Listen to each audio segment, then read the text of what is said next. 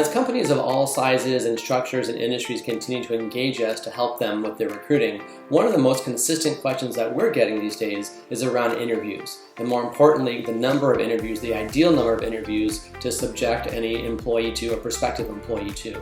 And some companies have a very, very simple 1 or 2 interview process, which is probably too few, especially for the executive levels. But other companies tend to have a very, very arduous process where they're asking prospective employees to come in 6, 7, 8 times, including in-person and panel and virtual interviews. And that's just much, much too comprehensive and really a little bit burdensome for employees these days, especially those that are currently working someplace else.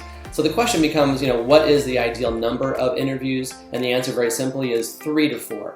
Right? So ideally you want to have one interview that's going to be a phone interview. Maybe you then have a virtual one depending upon whether or not you're in a place where people can meet in person. Then you might have a panel interview where there's several people that are either peers or potentially subordinates to this individual. And then you might have a 4th interview, which historically would have been something off-site, but now might be something where it's a more organic conversation before you decide to extend that offer. So again, even at the executive level, 4 interviews is ideal. Anything more than that can get a little bit cumbersome and tough for management to actually schedule, but also difficult for the employee, for the prospective employee to schedule on their side. So keep that in mind as you're trying to hire people. I hope this helps. Take care.